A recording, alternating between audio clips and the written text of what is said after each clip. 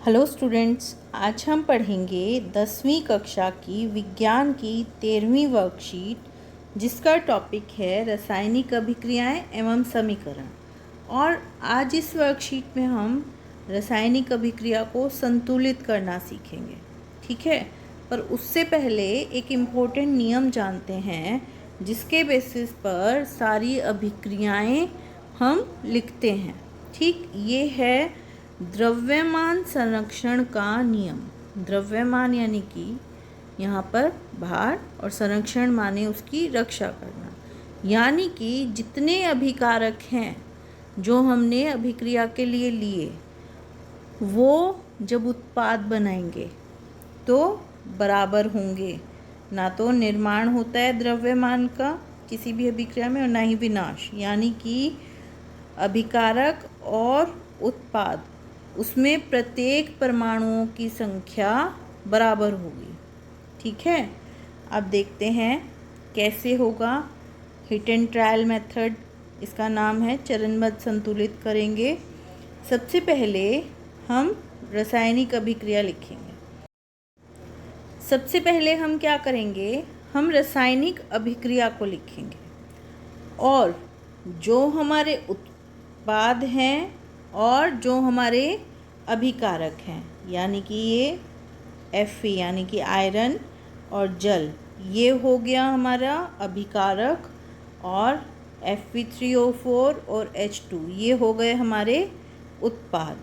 ठीक, अब इनके चारों तरफ हमने बॉक्सेस बना लिए ताकि हमें पता लगे हमारे पास है क्या।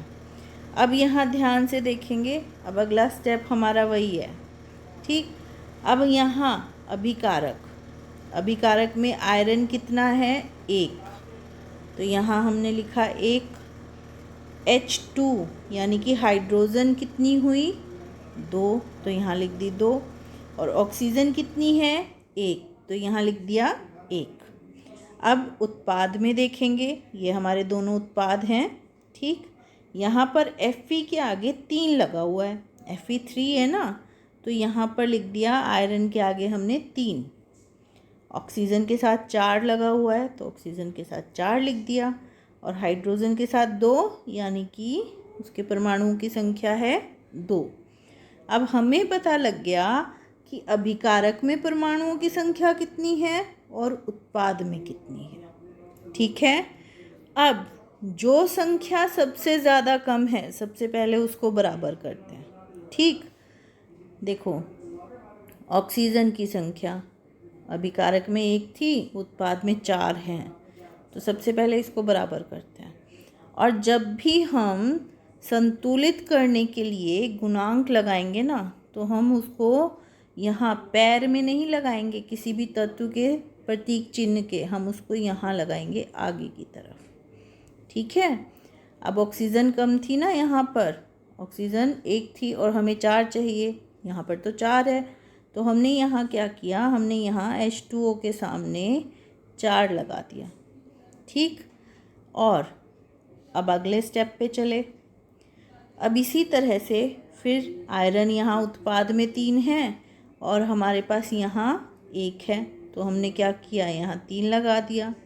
अब देखते हैं, अब यहाँ हाइड्रोजन यहाँ तो 2 रह गई, पर यहाँ 4 गुना 2 8 हो गई, तो अगर इसके आगे हम 4 लगा दें तो क्या होगा।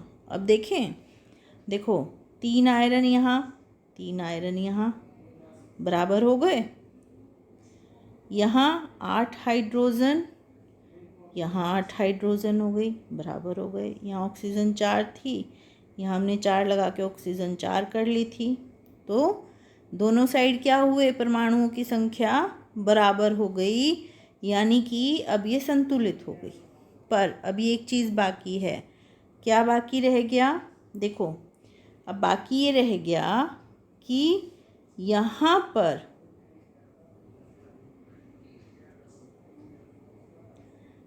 हमने इसकी अवस्था नहीं लिखी। ठीक, ठोस अवस्था को हम S से दर्शाएंगे, द्रव अवस्था को L से और गैसीय अवस्था को G से, और जलीय विलयन होगा तो हम AQ लिखेंगे, एक्वस के लिए।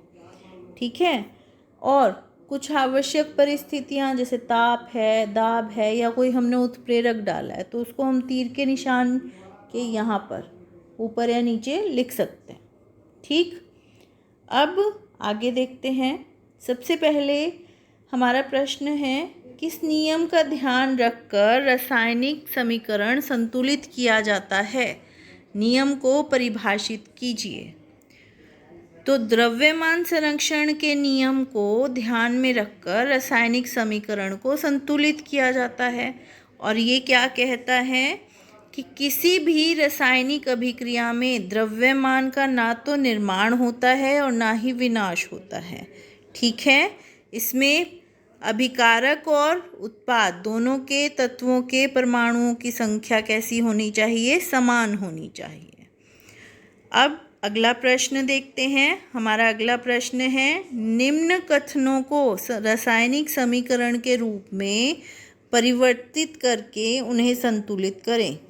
ठीक, यहाँ पर सबसे पहली हमारी अभिक्रिया है, जिंक सिल्वर नाइट्रेट से अभिक्रिया करके सिल्वर और जिंक नाइट्रेट बनाता है। तो वो देखते हैं कैसे। ये देखो, Zn यानी कि